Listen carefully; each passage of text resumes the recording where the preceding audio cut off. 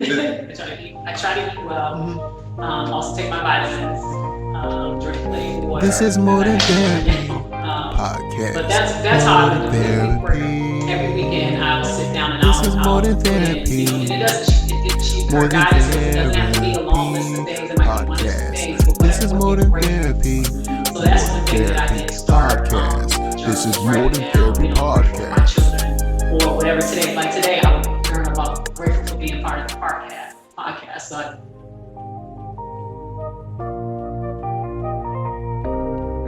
this is more than therapy podcast. And welcome to another episode of More Than Therapy. Today, we speak with Jemma regarding spiritual growth, spiritual wellness, as we previously talked in other episodes about mind and body wellness. But the mind and body cannot be well if the soul is not well. The soul cannot be well if the mind and body are not well. As a holistic being, we must address all parts of the person, and that is mind, body, and soul. Jemma, how are you doing today? I'm doing well. Thank you for asking. For sure. What brings you here today? I'm joking. Jemma, you're one of the people that I see that really adheres to a high ethical and spiritual standard. What brought you to your spirituality? What makes that one of your strong values or your strongest value? That's a very, very deep question. I think for me, it started probably when I was a child. I think it's a value that was passed on to me by my parents because they were very religious, went to church every Sunday, Right. Sunday school, service during the week. So I think it's definitely a value that was instilled early on with me and my siblings. So I think that's what the driving force is. I can't see myself. I think I was at a crossroad at some point where, you kind of, as you get older, you're trying to feel yourself, you're trying to figure out who you are. And I think I have walked away from the church, so to speak. Not completely, but just not going to church as much. But I realized that when I was away from the church, that's when I struggled the most. I think I had more hardships. I think when I wasn't putting God first. So I think that's what drives me now. I think more so this is something that I recognize that I need versus something that was passed on to me. My parents do church, I don't do church, or that's something they do, and I'm just doing it because out of respect to them. Now it's more so my walk, my relationship with God. It's very important. No matter where I am, no matter what relationship I'm in, they'll know that God is important to me. So that's for me pretty much the driving force. Indeed. Mind, body, soul. Those of us in the helping field, in our teachings and our learnings, they always say, "Oh, don't talk about religion, stay away from that." Mm-hmm. But we find that in many people's lives is either that lack of, that pull away from, or trauma associated with, that contributes a lot of times to their mental illnesses. That deals with their crises. Sometimes the crisis is embedded in their spirituality.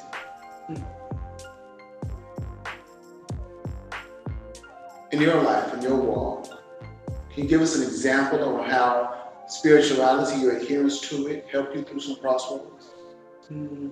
I think with, I have to say dealing with people. That's how, definitely I can see that, how spirituality has played in my life. Because the people, I think I've had, I guess we can use the work setting as an example.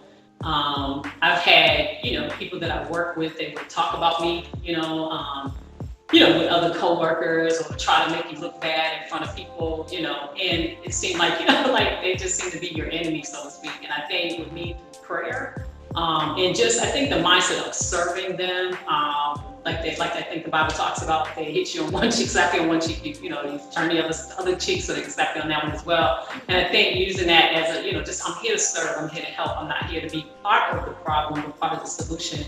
I think that's what's helped me. I think, and I've only did that through Christ, because I think Jemma, my flesh would have done otherwise. If they treat me wrong, I'm gonna treat them wrong back. I'm gonna do them the same way they do me. Right.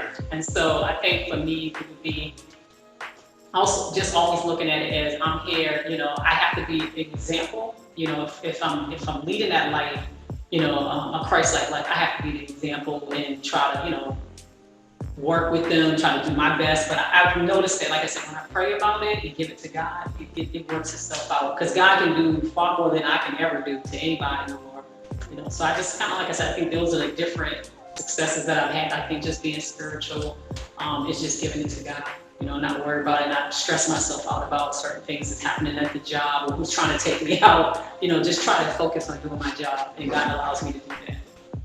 It's an excellent point. Let go and let God. A lot of times we hold on to stressors, worry about things, have anxiety about things that we absolutely have no control over. So we waste invaluable mind and spirit, body resources to address something that we can't even readily address with this anxiety and depression.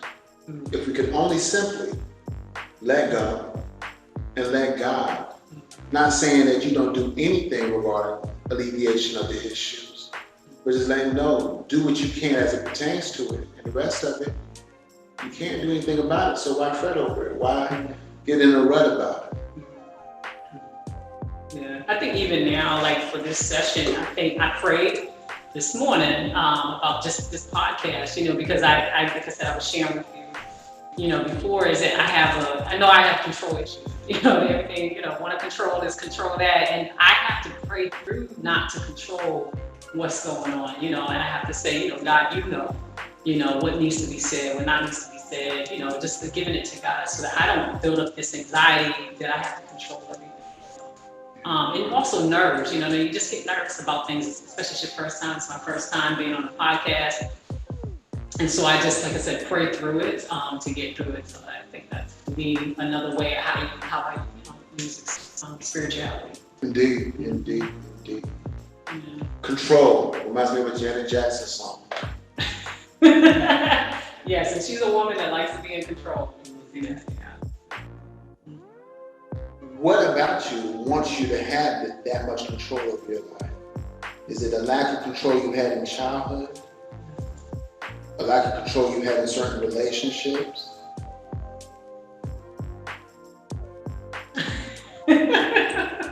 What's up? No, exactly. I can't think of any other situations that we would be controlled, that we wouldn't have control. Parenthood. Jobs, you know what I'm saying? Especially certain jobs that you might have had in which you didn't have control, that if you just had a little bit more, could have yielded a better outcome for that business or agency. Mm-hmm. But you said parenthood? Parenthood. Mm-hmm. Tell me about that. Yeah. Parenting, or just a little bit of what you touched on. I think for me, I want to touch a little bit on where it came. Like you talked about the origination from where it might have come from. Definitely, I think childhood. A lot of things that we do that affects us now in adults comes from our childhood. I think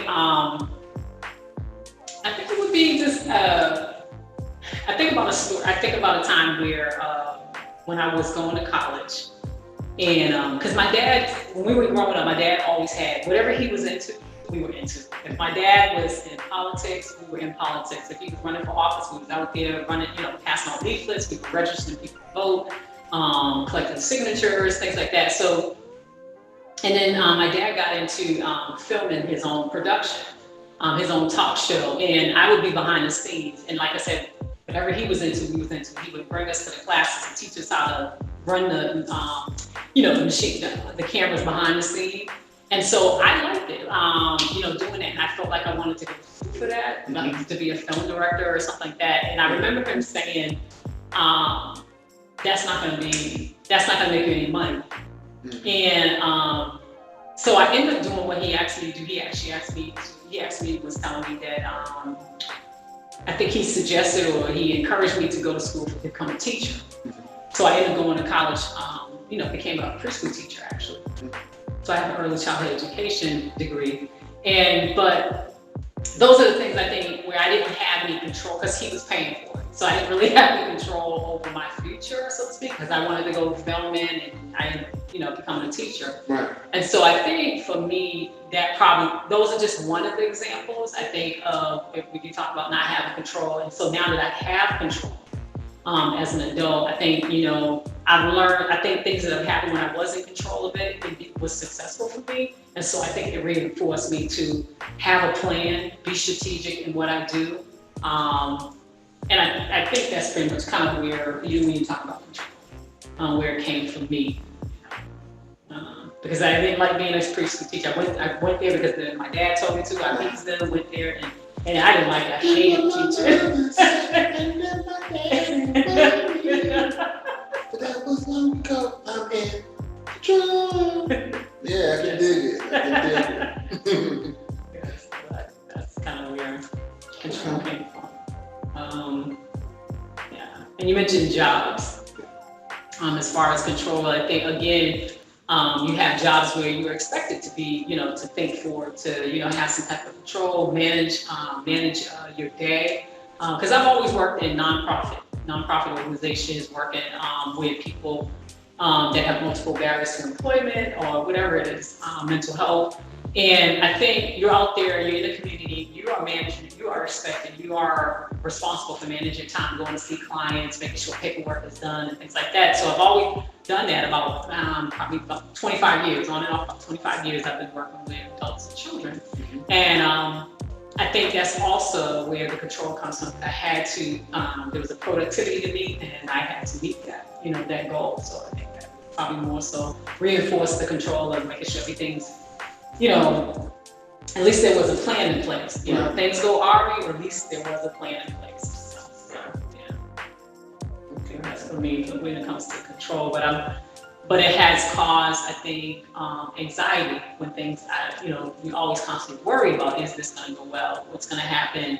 And so when that comes in, that's when I think for me, the spirituality, pray before, during, and after the situation, give it to God. Sounds like a complete circle of spirituality. Like you say, you want control, then you get anxiety about having control, so then you give it back to God,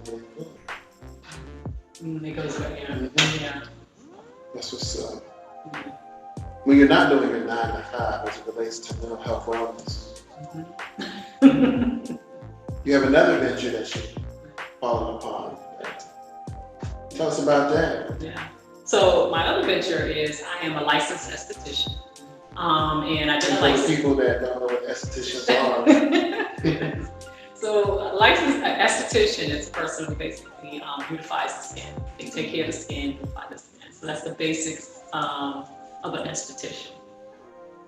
But how I got into being an esthetician is I actually, I would just do my makeup. I would do makeup on myself, and I would go to church, or I could be anywhere, probably anywhere in the country, and someone would stop me, a woman would stop me and say, hey, who does your makeup? And I would say, I do. And they was like, oh, can you do my makeup? Because I have an event coming up. And I would tell them, I don't know how to do anybody else's makeup. I've never gone to school for it. I have no idea how to do anybody's makeup. I barely learned how to do my own. So I would constantly be approached by women that would ask me, who does your makeup? Where do you go? What products do you buy? It could be my hair, it could be my makeup, it could be my wardrobe. Women were always asking me, where do you get your clothes from? Where different questions. And I could tell them. I would tell them where I got my clothes from, where I got my makeup from, products, where I get my hair products from, how I do my hair. They always, wherever I was, somebody was always admiring something about me. And so, but I would let them know I have no idea how to do makeup. And I think one day it got to me, and I said, God, if this is your will, if it's your will for me to go to school to learn how to do makeup, then make a way. And it was funny that I was sitting in church one day with that, thinking, just sitting there, how am I going to go back to school? I don't have the money to go back to school to do makeup. And one of the sisters, we struck up a conversation at church, and she was telling me that her daughter actually went to school. She actually told me she was a cosmetologist. I would have never known she was a cosmetologist by trade. And then she was telling me her daughter was going to school to become an esthetician. And I didn't quite know what an esthetician was. I had never even had heard of an esthetician until a couple of years ago. And what they did, what does it entail? And she was telling me that she went to the school. I don't know if I could say the school, but she went to, so it was Durham Tech. And she said she was going in here, and I said, well, let me look into it. Let me do my research. And she was telling me how much it costs to go to Durham Tech for the esthetician program. And so I looked into it, did my research, and I realized it costs the money. It depends on where you go to become an esthetician. It costs a lot of money. But Durham Tech seemed to be the cheapest. So I said, you know what, I'm going to look into it. And again, this was still all up in the air, trying to, do my research. I went to the school for an interview. And the instructor, something about her presence.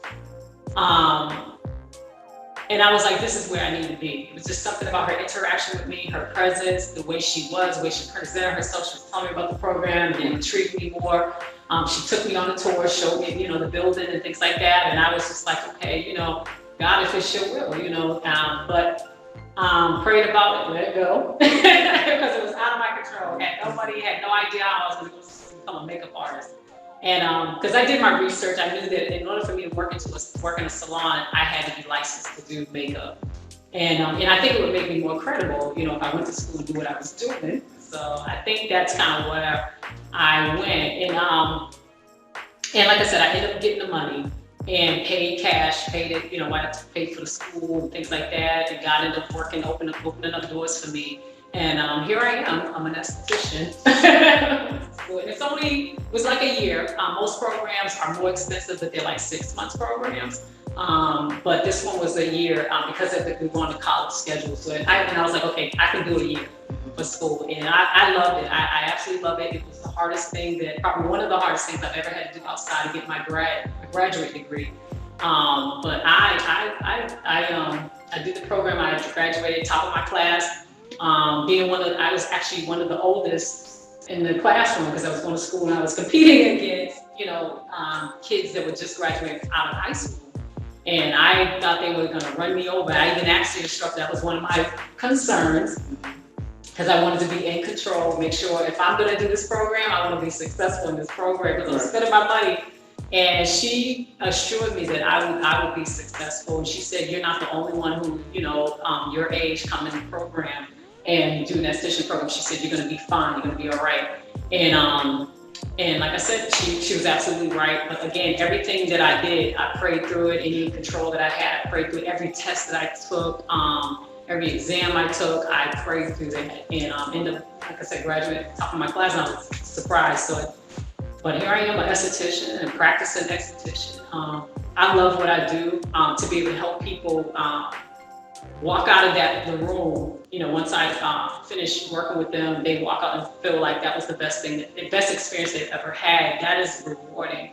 But to make them feel relaxed, and they look good after the facial. After a good facial, they look really, really good. So I love stuff like that. And I do makeup. A lot of them come to the spa and they get their makeup done, get facials done. And now I'm a certified spray tan. I'm certified in spray tan, so I do that as well.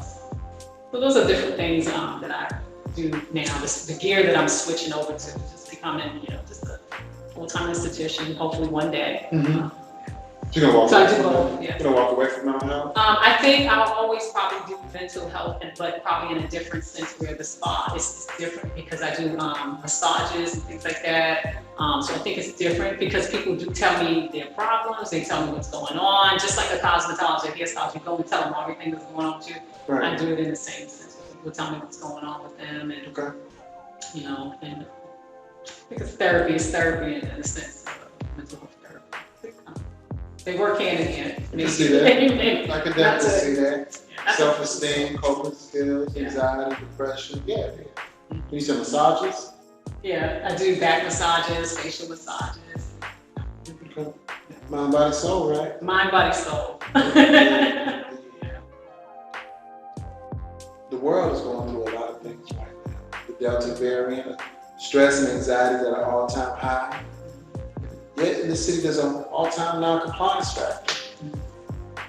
How have you dealt with the anxiety dealing with such peril in our world?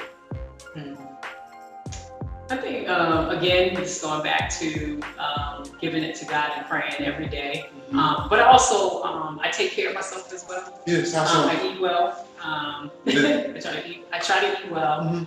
Also take my vitamins, drink plenty of water, as I have water now. But that's how I've been doing. Definitely prayer, because I don't think any of us have any control how well you eat or exercise or things like that. I don't think anyone's have any, real control. And the only thing I can do to control Jemma and to keep Jemma's stress level down is to pray about it. Okay. Mm-hmm. Do you always talk yourself in the third person? I don't, just for this occasion. I don't really do that. That's what's up. Other than eating well, sleeping well, and exercise, I don't think you said that. I'm working on the exercise because I work over 40 hours a week. And adhering to your spirituality, what other things do you do to contribute to your wellness?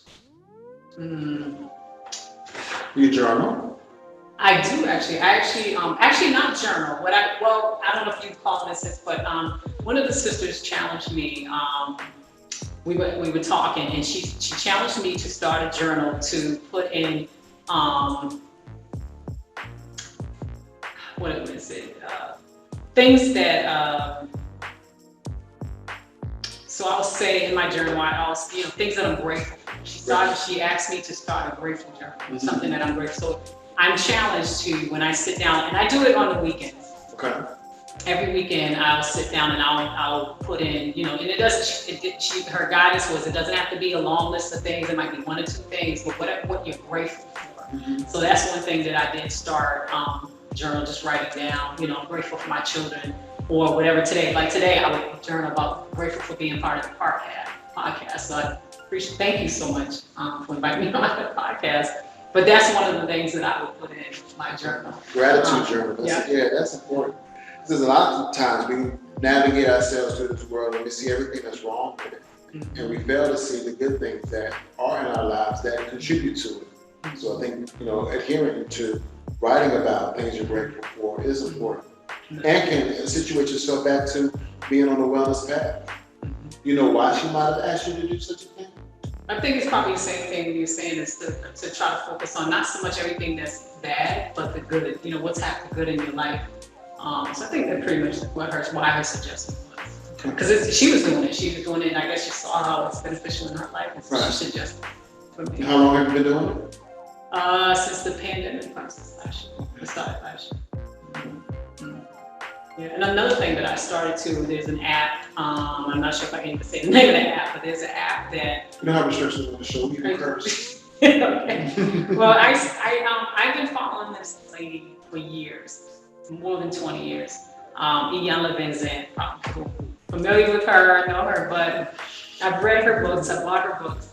And she has this app, and basically it's principles that she puts out there. It could be compassion, it could be grace, it could be forgiveness. But every weekend she has 3 principles for you to journal about, to think about, to pray about. And that's also another app that's been helpful for me. And I write that's another journal that I have that I write down the 3 principles and what I got out of what she said based on her definition of that particular principle. So that's another thing that I focus on and kind of helps me. But I wanted to mention, I have to mention this. There are people that I talk to, like probably on a weekly basis, and they have been my biggest encouragers, if you will, if that's a word, if I can say it. But they've been people that have been like my cheerleaders, I would say.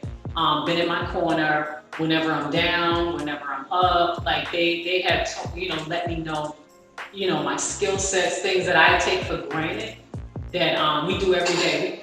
We type, we're typing constantly in front of our computer, but they have been my biggest supporters to let me know what my skill sets were, who I am as a person. And I find, because I always go back and say I don't know if you know about, I'm sure you've heard about love languages. Mm-hmm. And my love language is definitely quality time, words of affirmation. So you can tell me every day, Jemma, you're amazing. Every day, Jemma, you're wonderful. You did a great job today. the turnaround that you can see in my life, what I would do with those, it surprises me, that I can do. It just helps me do some things that I probably otherwise wouldn't do, wouldn't even take the time to do. But I believe I'm here today, and I believe the things that I've had in my life because of the words of affirmation. People have told me that the things, just good things, positive things, and I thrive on that. Not everybody does that, but for me, I thrive on that quality time. Spending time talking. I love to talk. I love to interact, and that helps me thrive. For whatever I feel good about myself. I got myself. I was heard. That helps me. That really helps me. Indeed. There's some great things to call upon for your overall wellness and recovery. Under control. Yeah. So you're right. Yeah. Control free. Yeah. All right. Yeah. So, tell us about the last book you read. Oh, the last book I didn't think about that one. You don't read? I have not. I honestly, since before pre-COVID, or actually either pre or during COVID, there was a time, I want to say pre-COVID, there was a time that I could read 3 books. I was reading 3 books at the same time. Simultaneously? Simultaneously, I was reading 3 books. Well, you know what I mean? Like I had 3 books that I was like reading, different times throughout the week, with different books. Definitely one of them being the Bible. Yeah. But I had at least 3 books that I was reading. And I was thinking about that the other day. I said, I gotta get back into reading again. What do you think threw you off of that? I think definitely going back to work, because now I'm back to work full time, and I think that, and I think what's been happening, because I think my focus has changed. Like I said, I told you I do the app, I do my journaling. I also been getting into every other week. I hang out with the sisters, the single sisters at my church. We have a devotional every other Saturday. Then I have another group of sisters that I pray with every Saturday morning. So I think in between, doing like working, I work more than 40 hours. I work a lot, and then trying to, pray and then devotionals and things like that. I think it kind of got me off because I'm tired by the end of the day. And I think that kind of threw me off. But there was a time where I was reading probably about 3 books. Probably the last book that I was trying to get into was Michelle Obama's book called Becoming. I was like, I gotta finish that book. So I started it and I didn't finish it. So that broke it. I wouldn't say broke me, but I gotta get back. I just gotta get back to my reading because I do love to read. Okay. So what's next? Next on my table, what I want, I'm gonna play my wish list, because I did what they call it, a vision board. And part of my vision board was going to school. Yeah. And that was something that I had like I said, I just put it on my vision board, and that was the time I wasn't even knowing what I was gonna do as far as school, but I did that. That's a checklist, off the checklist. I went to school, we're done. But my next is to be a business owner. That's my next one, my own business. Possibly my own spa. Okay. That's next on the vision board. That's next on the wish list. That's next in my vision, or what I envision for myself. I'm not sure how big, how small. I'm not sure where it's gonna go, and I think that's the control thing, because I want to know where it's gonna go. But I think that's the thing where I feel like God loves us so much. He wants so much for us. I know that he there's a scripture that I love, and it says, now unto him, Ephesians 3:20, it says, now unto him who is able to do immeasurably more than you can ask or imagine. So even if I imagine what I want for myself, God has a greater imagination than I will ever have. And so for me, because he loves me so much. So I think for me, God knows my heart, he knows what I want to do, and I know he'll take me there, but I just have to trust him. The people they put in my life to get me there. And like, for instance, I've always wanted to do a podcast. Yeah, me too. Always. I always wanted to do a podcast. I told people about it, and I was like, wow, that's really interesting. And it was crazy. I had, we did something with our church, and the singles did something, and there was singles on Zoom, and they did a podcast. They did like a replica of a podcast. It's amazing. And I told the sister that I loved it. I actually, you know, got to meet her, and I told her it was great, you know. And it's funny. I'm sitting here, probably maybe a year later, doing a podcast. It's amazing. So God has, and it's amazing space with amazing individuals. So who I've been admiring for like 2 years now. So yeah. So I'm here. This is totally God. This is my love language is not words of affirmation. What's your love language, sir? What you care to share? Quality time, probably. Okay. Yeah, quality time. Yeah. Gifts. Okay. You heard it straight. Between those two, they kind of right there. Words of affirmation is like dead last. Acts of service is next to last. This is the touch is right above that, I guess. But yeah, quality time, gifts. You gotta say one more time. So I'll make sure I got it. Definitely. But gifts is not like, you know, physical things. Gifts could be, in some ways, an act of service. Mm-hmm. Yeah, you know, give the time. Right, that, exactly. Yeah. I don't know about you, but I feel like when I spend time with somebody, and like you said, it doesn't necessarily have any physical gifts to exchange, but just that time, and I don't know what it is, I feel like amazing after I spent that quality time with that person. I feel like just feel, any other word, I don't know another word to describe it. It's indescribable, but I feel really good after I've spent some quality time with a person. I'm the same way. That, to me, that's the greatest gift. Quality time. Almost gifts. Almost broke into song that we can just the greatest. I'm not gonna do that. I don't know what's going on with that. This is great. No, I'm gonna clip it in. Did I clip it out? You mean clip it out? I edit that. I want to do that. That's what's up. Yeah. All right, and I'm gonna play a quick game. You ready? No, because I don't know how to play tennis. No, that's nothing to do. Okay. That's just a prop. Okay. Truth or dare or fact or fantasy? What are we playing? Any last words you want to tell me? I'm listening. Okay. You want me to say? You want me to answer that question? Okay. I would say, if I was to leave anybody with last words of wisdom or something that I learned, one thing that comes to mind off the top of my head is follow your heart. Follow your heart. I think follow your dreams, but I think definitely put God first. For me, anybody who's spiritual or I think for me is to put God first, and let Him know what your dreams are. Because again, his imagination is way better than mine, better than ours. And he loves us so much. I think He wants us to be happy. I think with all the studies that I have this year, devotionals that I've attended, I think for me, what I walk away with is that how much God loves me and wants me to be happy. So telling Him my dreams, I think for me, I would let someone know that. I think definitely let Him know what your heart is. He created you. He knows what you want. So I think following that. Indeed. Well, thank you. Is there any social media, any way you want people to follow you? Websites or whatever?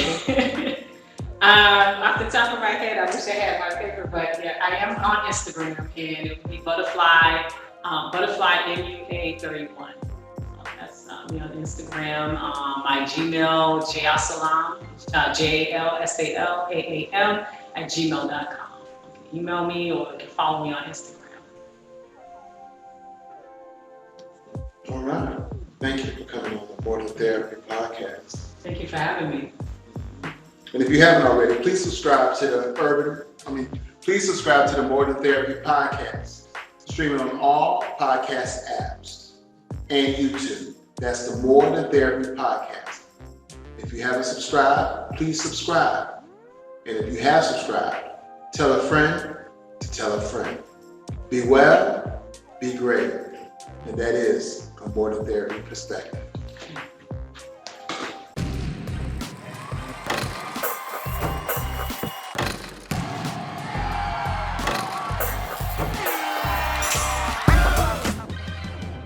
This episode brought to you by Pod Decks. Pod Decks are great conversation starters for podcasts. They can also be utilized in interactions with others, first dates, date nights, game nights with your friends, or icebreakers at a meeting. And that's Pod Decks, PODDECKS.com. And if you use the promo code Modern Therapy with no spaces, you get 10% off of any purchase made at Pod Decks. That's poddex.com and use your code with no spaces, More Than Therapy. Okay, so we're going to utilize something like the Pod Decks, you know what I'm saying, for this episode. You know what I'm saying, just to top it off or whatever. Today we're going to be utilizing the interview deck of Pod Decks. If I can get the top off. There you go. All right.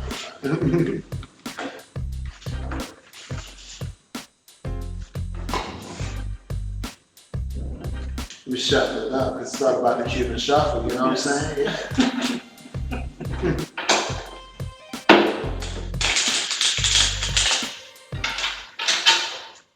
All right. Interview Decks by Pod Decks. Brought to you by poddex.com.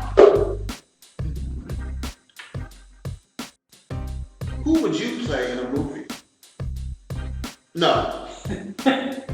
Who would play you in a movie? Who would you see a good actress or actor, depending on your sexual preference, that you would like to play you in a movie? Halle Berry. Why? She's an actress I always admired. Really? Yeah, because of her style. I think definitely because of her style. She has impeccable, I think, style in terms of clothing, her hair, her makeup. She has a great team that works, for just her wardrobe, if you will. But yeah, I think her team is the people that she chooses to work with her to make her look great. I think they're excellent. Halle Berry. Halle Berry. I'm not saying anything else. That's her in terms of her style. She's a very beautiful woman. And in terms of her fashion picks, her style, impeccable. Halle Berry. And that's my final answer, so I'm sticking to it. Besides the Bible, what book belongs on everyone's bookshelf? Recipe. Recipe book. Which one? Recipe book. It doesn't matter if you're any recipe book of their choice, but I think a recipe book. Is essential for everyone's bookshelf? Outside of a journal.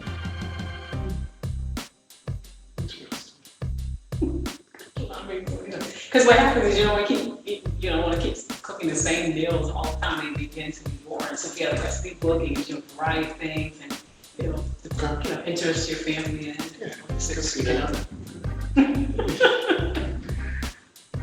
If there was a sandwich named after you, what would be on it? All of my favorites. One would be meat. What kind of meat? I like turkey. So turkey would be on your sandwich? Yeah, turkey, spinach, tomatoes. Would the spinach be cooked or raw? It would be raw. Okay. Tomatoes? Yep, tomatoes, pickles, onions. Mm-hmm. And, white onions or red or yellow? I like the purple onions. Okay. So we call them red onions. Mm-hmm. And I think that's it. I might have a side of olives, chopped, cut olives. Mm-hmm. No dressing, mayonnaise, mustard? Yep, mayonnaise on the bread. Almonds? I love almonds. I'm an almonds girl. And the bread would be, it's the flat bread. Okay. All right. And that'd be the Jemma sandwich? That's one choice. And then it would be another choice that's the same toppings. Would the tuna be cooked or raw? The tuna would be raw tuna. Depends on the tuna that comes out the can. Canned tuna. Okay. But I want cheese. Cheese would be mozzarella. What kind of cheese? Mozzarella cheese, Okay. yes. Melted or raw? Melted on my bread, yes. Mm-hmm. Toasted bread, melted mozzarella.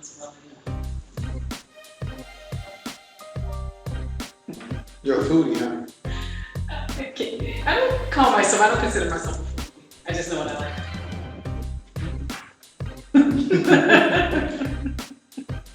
That controls things. Right. If you had to delete all but 3 applications from your smartphone, which ones would you keep? Which 3 apps would you keep on your phone if you had to delete all the rest? Yeah. One would be my text. I would keep that. I would keep the Bible one. And one more would be my GPS. Okay. Because you don't have to get lost. I don't like to get lost. It's not a control thing. I don't like to get lost. That part. It's a common theme. It's just common theme with me. At least you know I'm consistent. That part. That's right. What are you most excited about right now? Being with Felipe. Yeah. On the podcast. Very excited. That's mine. Who is your favorite hero of fiction?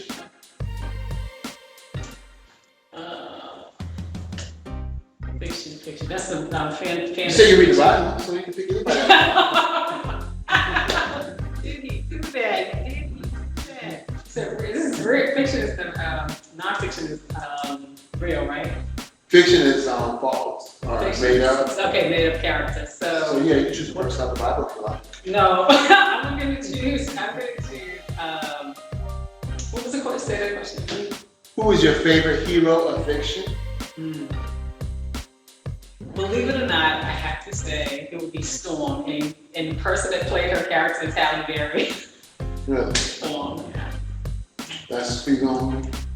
And also, I mean, for me, I'm a Marvel. I love Marvel comics, so I could be any one of the women that played those parts. Superhero.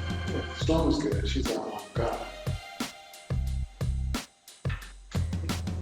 I wish I had those. But who are your heroes in real life?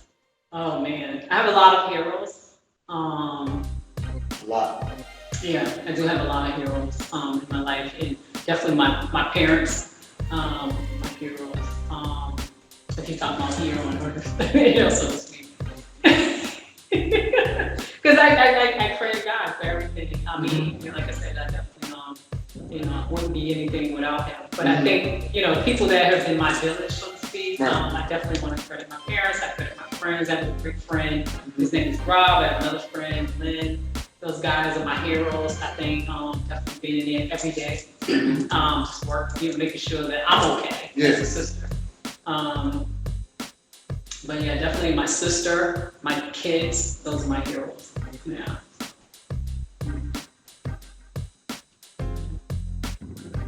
You have $100,000. You have to donate or create a charity. What do you do? For me, I would donate to a charity that works with teen moms. Yeah, for me. Teen moms? Teen moms, yeah. What would the charity do? What would you have to do with your funding? That's a very, very good question. I think one of them definitely would be a program that is centered around self-esteem.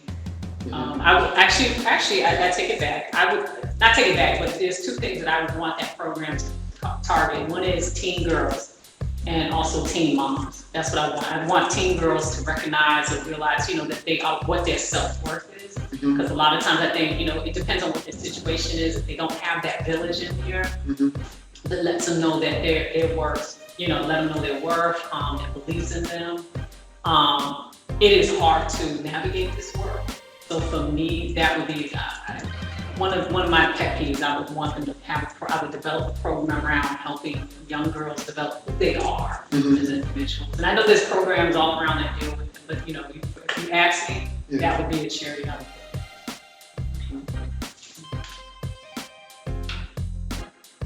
Which living person do you most admire?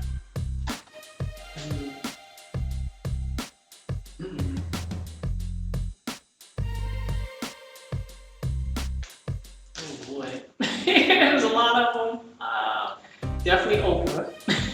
and what she's done. I think her accomplishments. Yeah, there's a lot of people out there that I admire, but one of them, would be her. Like I said, I admire, the obvious. I think the obvious probably would be Michelle Obama. There's Maya Angelou, Michelle Obama, Oprah. There's a number to name, but for me, I think the levels of what she's accomplished. I feel like I do admire what she's done. Despite a lot of other stuff, if you take away all that other stuff, whatever politics and things like that, I think to what she's done and what she still continues to do, I think it's great. I think but there's a lot of women that so many that I can think of, and whether they're living or not living, but there's so many women that I've followed over the years and that I seek encouragement. All right. Final question. What would be your best day ever?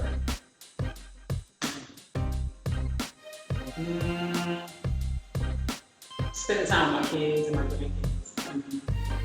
They stay here in North Carolina? No. So that's why I think my best day ever. Spend that time with them. Yeah. All right.